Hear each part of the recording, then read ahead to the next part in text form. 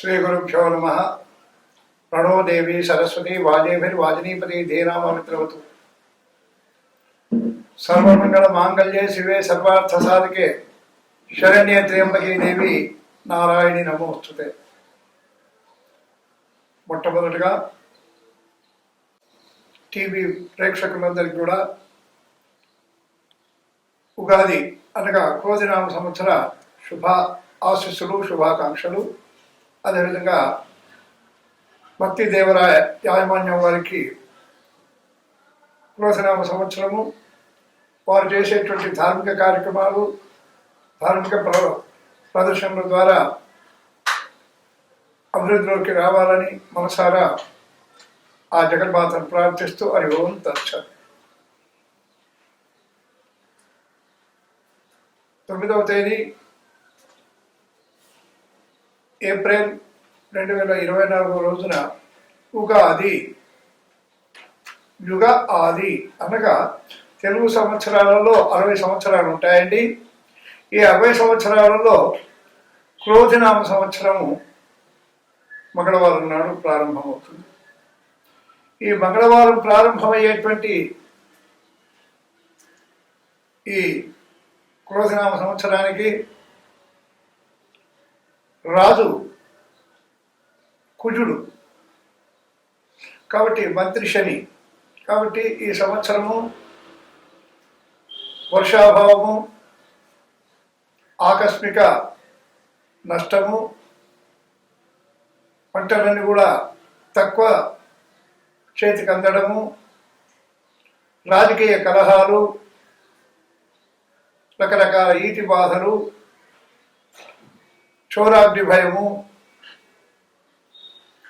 ఇవన్నీ కూడా జరిగేటువంటి అవకాశాలు ఎక్కువగా ఉన్నాయి. మరి ఈ సంవత్సరము 12 రాసుల వారికి అనగా మేష, వృషభ, మిథున, కర్కాటక, సింహ, కన్య, తుల, వృశ్చిక, ధనస్సు, మకర, కుంభ, మీన రాశుల వారికి గ్రహచార ఫలాలు తెలుసుకుందాము. శ్రీ గురుభ్యో నమ.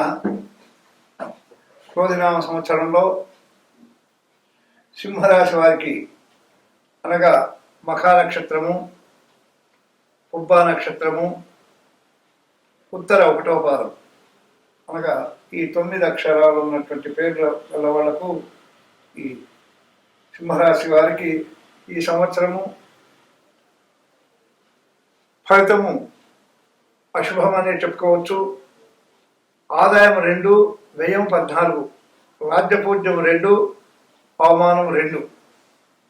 ఈ సంవత్సరము ఈ రాశి వారికి 9వ స్థానంలో అంటే మే 2 వరకు 9వ స్థానంలో గురువు ఉన్నందుకు దీర్ఘకాలం నుండి పరిష్కారం కానీ కొన్ని సమస్యలు పరిష్కారం అయ్యేటువంటి అవకాశం మెండుగా ఉన్నాయి. నూతన గృహం కట్టాలనేటువంటి ఆలోచన కానీ, నూతన గృహప్రవేశం చేయడం కానీ జరిగేటువంటి అవకాశాలు మెండుగా ఉన్నాయి వీరికి. అదేవిధంగా వీరికి రావాల్సినటువంటి డబ్బు, ఇతరుల చేత రావాల్సినటువంటి డబ్బు సకాలంలో చేతికి అందేటువంటి అవకాశం మెండుగా ఉంది. వీరు కుటుంబ సభ్యులతో కలిసి తీర్థయాత్రలు, విందులు, వినోదాలలో ఎక్కువగా పాల్గొనేటువంటి అవకాశము ఉంది. మరి వీరికి మే 2 నుండి 10వ స్థానంలో ఉన్నటువంటి గురువు సాధారణంగా ఉంటాడు కాబట్టి వీరికి కుటుంబ విషయంలో సమస్యలు ఏముండవు, పరిస్థితులు సంతృప్తికరంగా ఉంటాయి. కానీ ఆకస్మిక ధన నష్టము వచ్చేటువంటి అవకాశం మెండుగా ఉంది. వీరు వాహన ప్రయాణాలలో జాగ్రత్తగా వహించడం చాలా ముఖ్యం. వీరు అనవసర ప్రయాణాలు ఎక్కువ చేస్తుంటారు. మరి వీరికి ధనం విషయంలో కానీ, వాటాల విషయంలో కానీ సోదరులతో, అక్కా చెల్లెలతో, బంధుమిత్రులతో గొడవలు వచ్చేటువంటి అవకాశం మెండుగా ఉంది కాబట్టి చాలా జాగ్రత్తగా ఉండడం మంచిది. వీరు ఈ సంవత్సరము అనగా మే 2 నుండి ఏ నూతన కార్యక్రమాన్ని ఆరంభించక ఉండడమే చాలా విశేషం. నూతన కార్యక్రమాలు ఒకవేళ ఆరంభించినా అవి పూర్తి కావు. వాటి వల్ల ధన నష్టము, మానసిక వ్యధ, అవమానము ఇవన్నీ కూడా అయ్యేటువంటి అవకాశాలు ఉన్నాయి. కాబట్టి వీరు నూతన కార్యక్రమాల విషయంలో జాగ్రత్తగా ఉండి ప్రారంభించకపోతేనే చాలా మంచి విషయము వీరికి. ఇకపోతే ఈ సంవత్సరము శని 7వ స్థానంలో ఉన్నాడు కాబట్టి కాస్త మెరుగైనటువంటి ఫలితాలు ఇస్తాడు. అనుకున్నటువంటి పనులన్నీ కూడా నెరవేరేటువంటి అవకాశం ఉంది. ప్రభుత్వం నుంచి కానీ ఇతరులతో రావాల్సినటువంటి బిల్లులు ఏవైనా ఉంటే అవి వచ్చేటువంటి అవకాశం ఉంది. తద్వారా ధనము. అదేవిధంగా వీరు మానసిక విచారాన్ని పొందాల్సినటువంటి పరిస్థితులు, వీరికి అనుకోని రీత్యా ధన నష్టం కలిగేటువంటి అవకాశాలు మెండుగా ఉన్నాయి. వీరు ప్రయాణాల వల్ల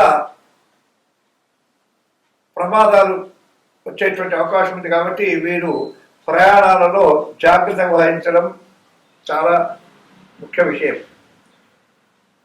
3వ స్థానంలో రాహు ఉన్నారు కాబట్టి ఆరోగ్య విషయంలో చాలా జాగ్రత్తగా ఉండాలా.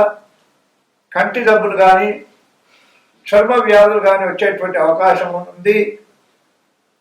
వీరికి ఆకస్మిక భయం వచ్చేటువంటి అవకాశం ఉంది. తద్వారా ఆరోగ్యము చాలా జాగ్రత్తగా వహించాల్సినటువంటి ఆందోళన ఉంటుంది. వీరు ప్రయాణాలు చేసేప్పుడు చాలా జాగ్రత్తగా చేయాల్సినటువంటి విషయము. మరి మీరు చేసేటువంటి ప్రయత్నాలు ఏవి కూడా సఫలం కావు. ఒకవేళ వీళ్ళు ఇతర దేశాలకు వెళ్ళాలని ప్రయత్నం చేసినా అది కూడా ఆలస్యమయ్యేటువంటి అవకాశం మెండుగా ఉంది. వీరికి కేతువు 2వ స్థానంలో ఉండి శుభ సూచనలు ఇస్తున్నారు కాబట్టి వీరికి ఉన్నటువంటి రుణ బాధలు తొలగేటువంటి అవకాశం ఉంది. ఆకస్మిక ధనలాభం ఉంటుంది. వీరికి సమాజంలో మంచి పేరు ప్రతిష్టలు వచ్చేటువంటి అవకాశం కూడా మెండుగా ఉంది. వీరు సమాజ సేవ చేసి సమాజ అభివృద్ధికి, సమాజ శ్రేయస్సుకు సేవ చేసేటువంటి స్వభావం ఉంది. తద్వారా వీరికి సమాజంలో మంచి గుర్తింపు, కీర్తి ప్రతిష్టలు వచ్చేటువంటి అవకాశం మెండుగా ఉన్నాయి. మరి వీరు నూతన పరిచయాలు అధికారులతో కానీ, ప్రముఖులతో కానీ, ఇతరులతో కానీ నూతన పరిచయాలు ఎక్కువగా చేసేటువంటి అవకాశం ఉంది. ఈ సంవత్సరము సింహరాశి వారు సూర్యోపాసన అంటే ప్రతి ఆదివారము రోజు చేయవచ్చండి. ప్రతి ఆదివారం మాత్రం తప్పకుండా చేయాలి. ఉదయం తెల్లవారుజామునే లేచి స్నానం చేసి సూర్య నమస్కారాలు చేయడం కానీ, మరి సూర్యోపాసన చేయడం కానీ, అరుణపారాయణం చేయడం కానీ, తద్వారా వీరికి అశుభాలను కూడా తొలగిపోయి శుభం కలిగేటువంటి అవకాశాలు మెండుగా ఉన్నాయి. శుభం భూయాత్.